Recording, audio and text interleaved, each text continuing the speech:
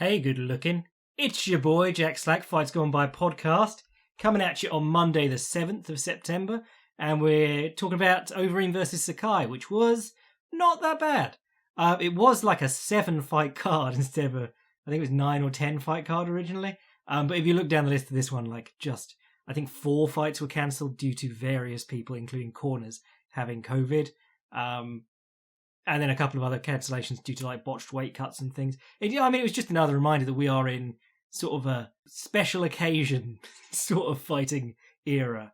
And I think that every time that I see the 25-foot cage or whatever it is, the small octagon they're using at the apex, and they say it on commentary every time Daniel Cormier's like that is a tiny cage. This is like a little break from the real UFC, and we got like a sort of cobbled together UFC in the meantime. But we did have, I think, only 2 fights went to the decision, and all the main card ended in finishes. People love their finishes, so yeah, people were like bangers the other night, but they didn't award a fight of the night, which is a little bit disappointing. Really, I think that probably should have gone to Cole Smith and Hunter Azil, who had a really fun little scrap. In fact, while I was watching Cole Smith versus Hunter Azil, I was like, maybe this is the one that I write about this week or talk about this week, because it was just really solid, technical, good fighting on the first fight of the night, which is always interesting to see. In terms of my betting, because I know you're all interested in that, no, nothing went to decision. I only bet on a couple, but obviously nothing did. Oh, except Araujo versus whoever it was, which, bet on the ladies to go to decision, and you will never be disappointed. You will make your money back. Speaking of which, the news this week was that Glover Teixeira's off the next card, got COVID, so they bumped up my girl, Angela Hill, and nobody's girl, Michelle Waterson. So we're going to get 5 rounds of Michelle Waterson trying not to get close enough to strike. But I suppose that's a problem we can deal with later in the week. For now, let's have a chat about Overeem versus Sakai. I actually thought Augusto Sakai didn't look too bad here. I mean, oh my god, he has the weirdest build I've ever seen on anyone. He's like a hunchback with a huge midsection and really skinny arms and neck, and then a giant head. He's a very strange-looking character.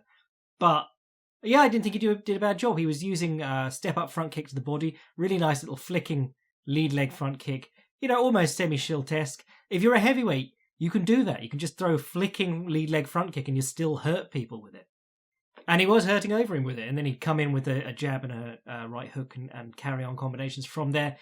The thing with Overeem, you saw it in this fight. I was like, this guy is so technically good for a heavyweight. Which is weird because he was, his most successful run was when he was like a juiced up monster. So everyone was like, he only wins because of his massive muscles and drugs. But he's always been one of the best technicians at heavyweight in all areas. But defensively in this one, I did not like what he was doing. There was an awful lot of covering up. And then some of the time he was covering up and then Sakai would follow him to the cage and then he'd duck into a clinch and he'd go, that's really nice, that's what you should be doing. Other times he was just covering up and going to the fence, and that's every time he did it, the commentators were going, it might be stopped here, because he's just standing there with his shell on, trying to absorb punches from this massive hitter who's just pity-pattering him, from every angle. And you're thinking, please, think of it like you were fighting Ngannou again. Just treat your defense like that, because you don't want to be doing that against Ngannou or much more scary hitters. And he has the tools to be really difficult to hit. He can close to clinch and trip almost anyone. And if he can't trip him, he can knee them on the way out or elbow them and do nasty, nasty things to them. He has so many technical advantages. And when he just covers up, there is no technical advantage to covering up and backing onto the fence. You're relying on your toughness, which, power to Overeem, he did in this fight and against Walt Harris, but it is not an area we give him. It's not an area I would want to bet money on him in, genetic toughness and ability to take a beating. So through 3.5 rounds, the fight stats were Sakai was outlanding him something like 3-1, because Overeem would circle, land a good kick or maybe a good overhand or something like that, and then Augusto Sakai would come in with a slappy front kick to the body and a couple of slappy punches and then flow into a combination, and Overeem would go to the fence. But every time they hit the mat, it was clear. I hate saying levels. I fucking hate it, but there were clear levels to those exchanges because Overeem was just his master on the mat. Round 4. What happened was Sakai Each time Overeem stood in his guard to drop some punches on him, and dropped him punches onto the midsection, which we love from standing in guard, really takes the wind out of people. Think of George St. Pierre versus BJ Penn, Jorge Masvidal versus Nate Diaz, and it's just a lot less effort than trying to reach for the guy's head. But Sakai went to put his feet on his hips and push away, and Overeem just tapped him across, landed in the leg drag, and beat the shit out of Sakai from there in round 4. And then the same thing happened again in round 5. Got him down. In fact, the takedown was lush. Again, you're looking at it going, oh my God, Alistair, what are you doing on defense here? And then he grabs a single leg, pushes to the fence, and then drops down onto his right hip and reaps the standing leg. It does like a sacrifice single leg trip, which was dope. And then he did it again in the next round, and both times it worked perfectly. Just such a crafty dude. And I think that's what getting your ass kicked as a light heavyweight does. You have to be a little bit technically sharper than heavyweights. And then you move up and become a monster. Well, saying that, Ovin improves on this card, so we'll talk about that in a minute. But that takedown was lush. And the second time he landed straight in the leg drag. And now, quick description for the listener, and I know it gets really annoying trying to describe jiu-jitsu positions, but it's when the opponent's hips are facing away from you and you've got your knee on their bottom thigh. That's the leg drag position. It came off the leg drag pass, which is a big thing in the gi, but you can hit it no gi, especially if guys put their feet on your hips. He hits the leg drag pass to land in the leg drag position in round 4. He takes Sakai straight down into the leg drag position in round 5, or round 3 and round 4, whenever the finish happened. The great thing about the leg drag position, or the great thing in jiu-jitsu about the leg drag position, was that the opponent is pretty much forced to turn away. And when they go to get up to their knees, you put in the harness, or you try and get a hook in and you take the back. If you can strike effectively from that position, which very few people do in MMA, it's not really very widely used. You can hit the dude as he's facing into it. He can't turn his back to that blow. Fedor did it against Herring. Nick Diaz did it against Frank Shamrock. There's a few, but you're also encouraging the guy to go to his knees, and you've seen Overeem. I think it's all that work with Curtis Blades at the Elevation team. Shout out to them. He's been working a lot on getting people's hands from the turtle. He was doing that a lot against Walt Harris, but by getting to that leg drag and just elbowing the shit out of Sakai's face, he forced Sakai to turn to his knees in the whatever the round before the finish was, and then in the round with the finish, he just pinned his hands down and elbowed him in the face. And Sakai was like, that's the other thing, if you do a good leg drag, or you're in the leg drag position well, the guy's not just free to go to his knees. You can still hold him there, put some weight on him, pin him down. You get to say when he goes to his knees most of the time. Or at least how fast he can go to his knees. So you can put a bit of hurting on him, and I really liked what Overeem did there, clearing the arm, posting on the face, dropping the elbow, and Sakai clearly done. And then as the ref steps in, and Overeem stands up, he rolls himself back to guard and goes, "Come on!" And then you're going, is he really going to argue with this? And then he didn't stand up. He just laid on his back because he was knackered. And it was so funny because he was all the way through, the commentators were talking about how he knew Overeem would go to the wrestling in the later rounds. And then clearly he didn't prepare for it. So what he meant was, I'm aware that Overeem's going to go to the wrestling in the later rounds. I hope he doesn't, though, because I'm bollocksed by round 3. So not a bad performance from Sakai, but, exactly what you want to see from the Savvy Vet. The Savvy Vet was better in more areas, and he got the fight to the areas that he could win. Great for Overeem. It's been amazing watching him turn from villain to hero again. People used to hate him when he was clearly getting away with, he wasn't actually getting away with the roids, because the first fight he had in the UFC immediately tested positive. But people used to absolutely hate him. It's like people being mad about someone like Steffi Cohen or someone like that, the deadlifter, when they're getting amazing numbers and they go, well, how much drugs is she using? And you're like, everyone's using drugs. Why are you so upset about the one person who's doing really well? But yes, well done, Mr. Overeem. Fuck it, give him another title shot. Don't make him fight Ngannou to get one, because that would just be cruel. Honestly, though, even in this fight, I thought Overeem didn't fight to his strengths a lot of the time, but I think Overeem on point is a horrible fight for anyone. I think he could beat up Francis Ngannou if he did the right things on fight day, but I think he's got a lot of mental hang-ups. Whenever we talk about sports psychologists, I think Overeem is the number one guy who could use one. Because he'll be absolutely fearless and fight perfectly against big punchers like Mark Hunt. And then he'll be turning and running in the opposite direction after throwing punches against like Ngannou and Rothwell and Haritonov. And the even weirder part is that he did it in the second fight with Haritonov after beating him easily in the first. He just makes some strange decisions. What else was good? I mean, some very quick finishes, so you didn't get to see an awful lot of the action. Like Brian Kelleher versus Ray Rodriguez. Ray Rodriguez came out as the last-minute replacement and clearly was like, I'm going to get in his face, and did really well. Well, it felt like the first minute, but the fight finished in under 40 seconds. So he backed Kelleher up with some strikes, seemed to be picking up some momentum, shot for a takedown, and immediately got guillotined. Which, you know, if you check Kelleher's record, I think he's got 3 finishes by guillotine in the UFC and like 7 total. So pretty good guillotiner. But Kelleher's my boy. He's been fighting, obviously, about half of the UFC roster, or maybe even 2/3. Can't fight at the moment, or can't get to the Vegas to fight. They have to wait and hope to be asked to fight on Fight Island. But Brian Kelleher is one of the guys who's just been getting 3 or 4 fights in this year while no one else can. He's doing great work. Big fans of Brian Kelleher we are at the Fights Gone By podcast. I suppose the one you want to talk... Well, actually, let's talk about Overeem St. Preux versus Alonzo Menifield first. Didn't seem like a lot happened. It did go for a while, but Alonzo Menifield, I've seen him swarming on dudes and knock them out, but they gave him people like Paul Craig and Vinicius Moreira. You know, if you wanted to manufacture an amazing knockout artist, you give him that's like giving Ngannou or Tanner Bosa is the guy they're going to do it now with. Is it Bosa? That new Canadian dude. That's like doing Arlovsky and then Overeem in the heavyweight division. If you've got a big puncher, put him in against guys who you know will get hit on the chin and can't take it very well.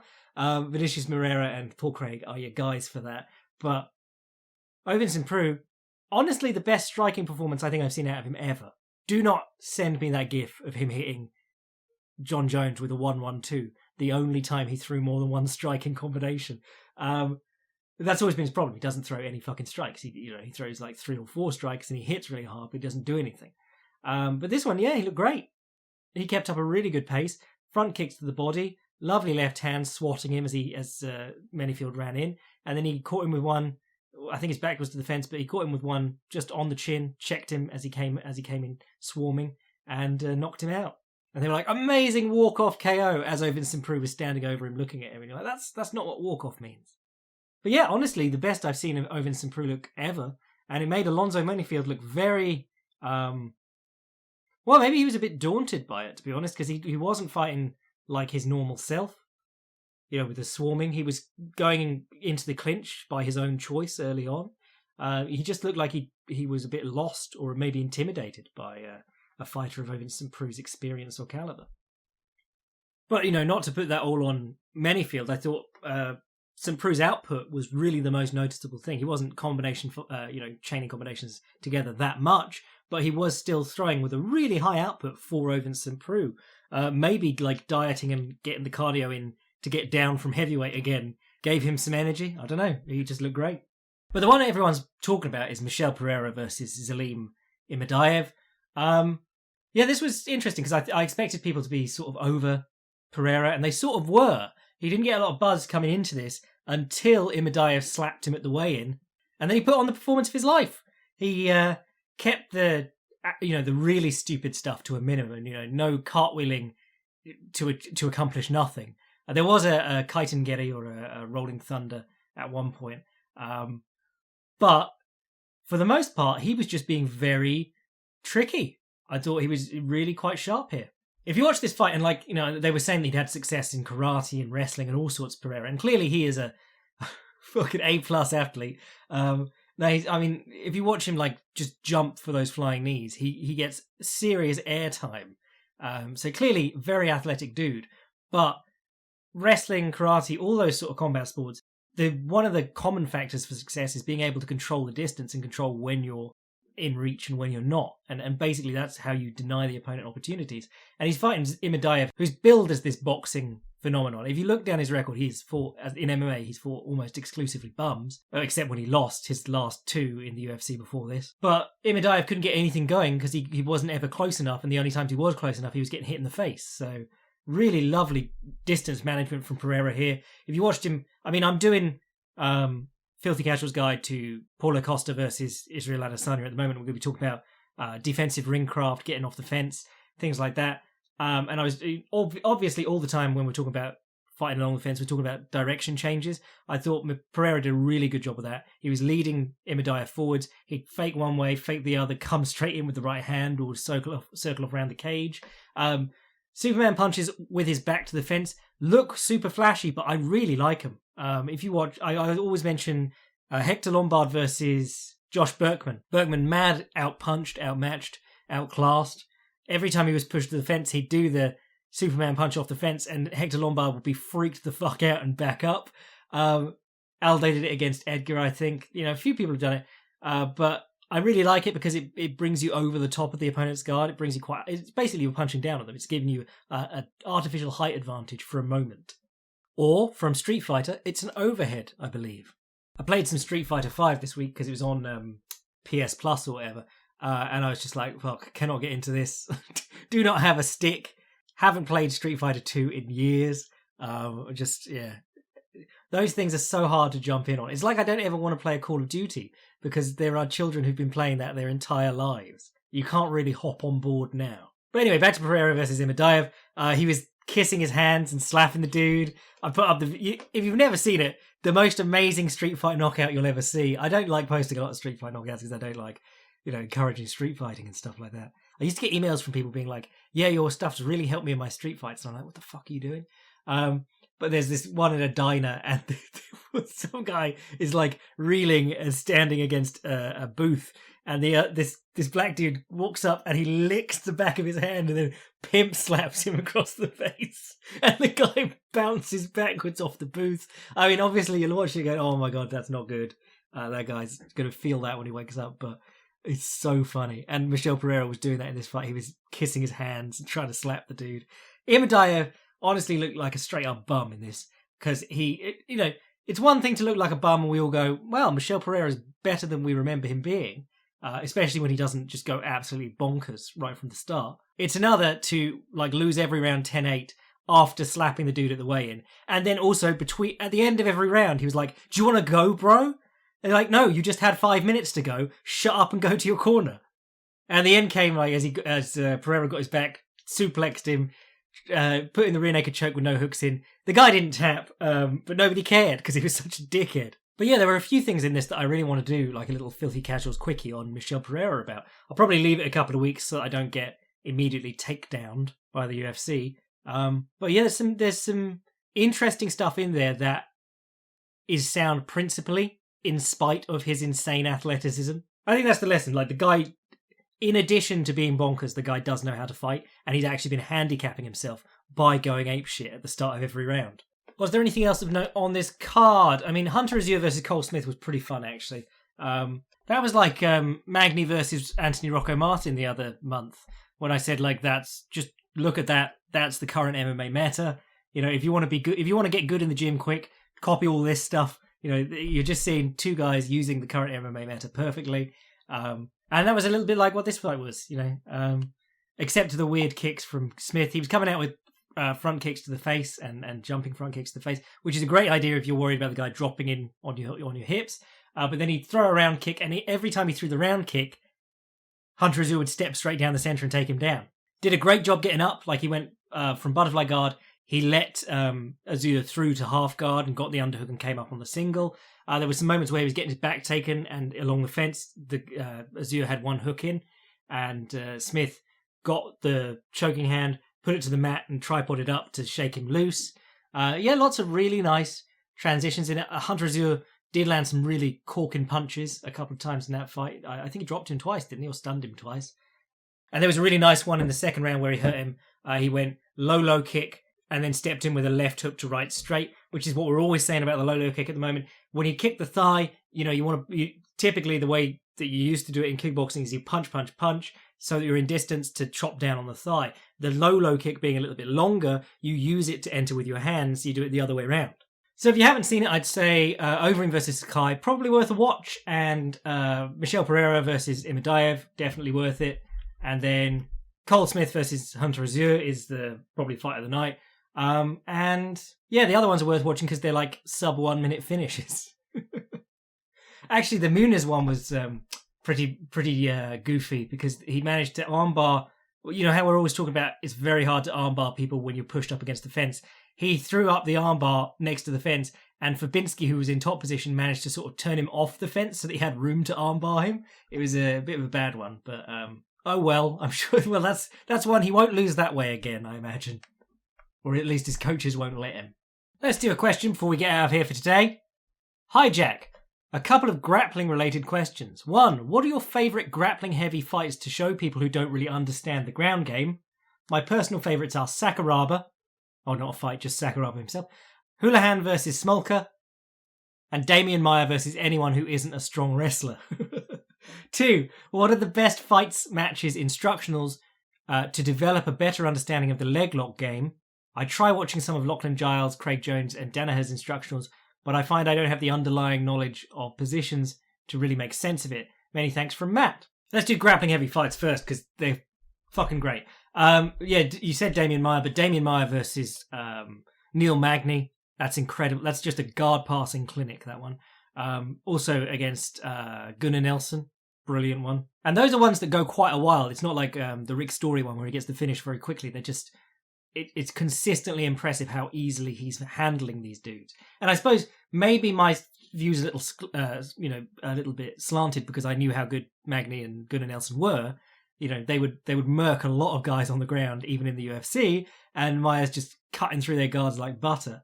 But I suppose, like, for newbies, maybe some of Jacaré's more ground heavy performances, the quick submissions in his tank, things like the Lindland one. That's always what I got from Jacare compared to Maia. Maia was just always methodically working forwards. If something presented itself, he'd go for it. But he was always very like A to B to C, whereas Jacare was sort of like dive 10 feet across the cage after the guy's ankle. Because Jacaré's takedowns were like bad. He was just very, very strong. And then dive on whatever's available and finish the guy. For people who don't really follow MMA, I mean, Rousey's run is a good example. She got people down. She did it in spectacular fashion, often with like a haragoshi, which, you know, you don't see an awful lot of, especially well executed. And she finished him by armbar, and armbars are pretty rare. Well, having said that, one happened this weekend, but pretty rare in MMA compared to like the rear naked choke and the guillotine. Paulo Filio, back in the day, you know, mainly only comes up nowadays for me to make puns about Filio up, but Paulo Filio was a monster.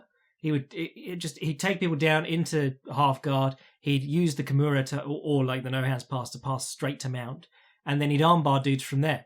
Which is basically what happens when you're getting sunned by someone much better than you at BJJ training. You know, like it doesn't happen against people who are like similar levels. Absolute beast, prime Paulo Filio, and had that really weird fight with Chael Sonnen when he was going cold turkey. Started seeing ghosts. You said Sakuraba. Sakuraba Newton's a fun one. It doesn't like make a whole lot of sense in modern context. You know, Newton had a kind of weird ground style anyway, and Sakuraba's ground style was incredibly weird because he was always giving up his back, which is why you get that cool slide over the knee bar from giving up his back. Sakuraba versus Gracie. Oh, well, no, actually it's not. Sakuraba versus Royce Gracie is not tremendously entertaining unless you understand the full context. And the commentary is pretty good on that too, but it's more an event than it is a fight. You said Houlihan versus Smolka. Loved that fight. I was so down on that event because they'd lost, I think, 3 fights from the main card, and they bumped that all the way up to the main. But it was really good. Smolka's had quite a few, actually, those. Smolka versus Elliott is terrific. I love watching any Charles Oliveira. You know, show people who don't follow a lot of grappling Charles Oliveira, and they'll be well into it. You know, show them Charles Oliveira versus David Tamer, or any of those guys that he finished with chokes from the front headlock. But Charles Oliveira versus Kevin Lee, I mean, I wrote about that this week, and we'll get into that in a minute on leg entanglements. But Charles Oliveira versus Hatsuhi Oki is a terrific ground fight. Cannot recommend that enough. Because you got a top-tier guard passer for MMA in Hioki against a really good all-round grappler and guard player in Charles Oliveira. And that's 2014. And Hatsuhi goes to split his guard from the goes to smash him from the butterfly guard with the leg weave, which is where you put your knee through the middle and smash the guy down with his legs across himself, like Damian Maia does all the time. Look up the weave pass, sometimes called a smash pass. sometimes called a leg weave pass. BJ Penn used to call it dope mount. But he goes to do that to Oliveira, and Oliveira rolls up and hooks his feet behind him into like the saddle position, which is a leg entanglement, pushes him off the top. And now you see guys like the Danaher Death Squad looking for that position all the time. Lachlan Giles too. You know, the saddle is just a terrific finishing position for heel hooks. And I couldn't talk about ground fights for MMA without mentioning my boy Mansour Barnoohi. Look him up. His fight against Habib's cousin, who I believe has more world combat sambo titles than Habib, which is something someone told me, and I went, that's funny, because I don't actually care what world combat sambo titles people have. There is not actually a direct carryover as much as people pretend there is. Combat sambo is the best base for MMA. You've heard it before, just ignore people who say that. But yeah, any of Mansour Barnoohi's fights where he's fighting grapplers, gets taken down, sweeps them 100 times. He fought Islam Makhachev back in the day. Go watch that one, that's great. But on the subject of leg stuff, really one of the things that helps the most is being at a gym where they openly train leg attacks regularly. I'm quite lucky in that I've been training with guys who have been happy to work leg locks and leg attacks since before the Danaher Death Squad were a big thing, you know. The Danaher Death Squad have really helped take a lot of the fear out of it. You know, people were terrified to work with heel hooks, and now they're more terrified of not knowing how to deal with heel hooks, so they're actually working with them. And obviously, certainly I have never been in a gym where someone's had their knee blown out by a heel hook while I'm there. I've seen all kinds of like strains and twangs and the odd break, but I've never seen someone destroy someone else's knee in a heel hook in training. I think once you're at a certain level and you're competent as a grappler, you know, you should be able to train with people and stop a heel hook before you have to destroy their knee. Catch and release is a really safe policy for heel hooking, provided the guy doesn't turn the wrong way. And honestly, if I hadn't been at gyms that train heel hooks, I would be turning the wrong way in heel hooks, because like you do it a couple of times and the much better heel hooker you're with will go, don't do that, and then you go, oh, I'm supposed to turn that way. Like especially coming from MMA, you've seen so many guys turn out of heel hooks just by keeping, especially the outside heel hook. They just keep turning and keep up or get ahead in the roll. And inside heel hooks, you don't often get the chance to turn away, but if you can, you turn with it. You know, you turn with the heel hook. But in the saddle, you're supposed to turn yourself, like get your foot straight and turn the other way. It's a counterintuitive position. But yeah, if you want to learn about leg entanglements, Danaher's stuff, Ryan Hall's new stuff is amazing. Ryan Hall's old stuff is amazing. Lachlan Giles' stuff is great. Craig Jones is really very good. And the interesting thing about all of them is that they have very different approaches. You know, Ryan Hall really values like the deep half guard and the underhook, and you know, he talks in his new one about how everyone's sort of playing a longer range jiu-jitsu nowadays, and he prefers to get in underneath guys. Whereas Craig Jones, I believe, is probably one of the ones he's talking about when he says longer range, because Craig Jones plays a knee shield very low, and he works to invert or get his knee across to the other hip and stuff like that. Whereas the Danaher Death Squad guys, they're all about inside position, butterfly stuff. Lachlan Giles likes a lot of butterfly stuff too, but Craig Jones is very much the knee shield half guard for the most part. But in terms of your positions, you got the 50-50, which everyone will recognize. It's if you see it in MMA, it's normally the death of a fight, because it's very hard to stand up in a 50-50 without exposing yourself. You can always get knocked down again, unless you're better than your opponent. That's why it's called the 50-50, because if you are relatively evenly matched in skill, it's a 50-50 position. If you're very good in the 50-50, it can obviously be an absolutely devastating position, like Ryan Hall tapped a load of dudes on tough from the 50-50. Gilbert Burns was apparently part of like the first movement of gi guys who did the 50-50. I didn't know that, but I was told that the other day. But the 50-50 was like the way to attack the inside heel hook, which is the most devastating heel hook you'll encounter. The saddle is like that, but with the other leg on the inside. That's what Gordon Ryan did to Cyborg. You can go watch that fight. And then there's the outside heel hook, which is where you're reaping the leg in. And I think, like, I did a little breakdown of the 4 positions that Charles Oliveira uses, and particularly against Kevin Lee. And it's 50-50 saddle, knee reap, and then the odd calf, and then the odd calf slicer to chain it all together. But actually what I was getting at in that absolute masterclass Oliveira versus Lee is that the value of leg entanglements in MMA is not in finishing heel hooks. You haven't noticed an enormous uptick in heel hook finishes. You have to be pretty good to finish them on good guys. Especially with people like, TriStar are always bringing in good heel hookers, and Kevin Lee was training at TriStar, so heel hooking is going to be hard. But Kevin Lee does really well smashing people with punches from the top. And anytime he tried to stand over Oliveira and get any kind of heat on his punches, his knee was being reaped across him. And it worked exactly the same way as the low kick or the outside low kick as the guy stepping in. That was ruining Max Holloway's punching ability, ruining pretty much everyone's punching ability at the moment. You can't keep punching if when you go to throw your right hand, your lead knee is buckled all the way across yourself. And that was what was happening with the knee reap in the Oliveira versus Lee fight. And then you can see in Lando Venata versus Tony Ferguson, if you get a guy tied up in a good leg entanglement, not only do you make it hard for him to stand on that leg and make him have to defend that leg, when he does stand, anytime he punches, he has to throw his balance off a little bit to do that. You've got to throw weight into a punch. And end of round 2, Oliveira is in the 50-50 and Lee's standing over him.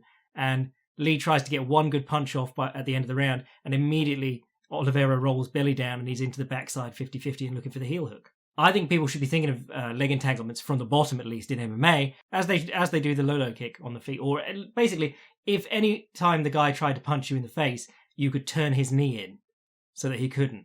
That's what leg entanglements from the bottom can do. Now, obviously, not all leg entanglements turn the knee in. Some of them turn the knee out. You're looking for the inside heel hook. You're turning the knee out to do that, typically. But you're still fucking with the dude's balance, and that's always great. So aside from that piece that I wrote that you should all read, definitely Craig Jones, Ryan Hall, Lachlan Giles, John Danaher, Gordon Ryan, all worth looking into. There was a really good video someone put up on YouTube a little while ago. I think it was MMA Leech or something like that. And it was just a dude going over specifically the differences between the leg entanglements. But realistically, there's only really a couple you need to know, like the outside heel hook or the leg reap, which is basically single leg X guard, which is also just like a straight foot lock but laying down on your back instead. Then there's 50-50, which is both of you with your knee in the crook of the other's knee, scissor me timbers. And then there's the saddle, which is like a knee bar but you've fallen off and you're facing them. And then you've got other weird positions like the knee bar position, the backside 50-50 and so on. But really it's only the 3 and you'll just swing between those 3 normally. But yeah, if you can't read the Oliveira versus Lee piece, watch the Oliveira versus Lee fight because all of them appear in that. Cheers, Matt. Right, I reckon that'll do us for today. I'm working away on fun stuff for the Patreon boys, as always. I'm also working on some Paulo Costa stuff for the Filthy Casuals Guide to Costa versus Adesanya.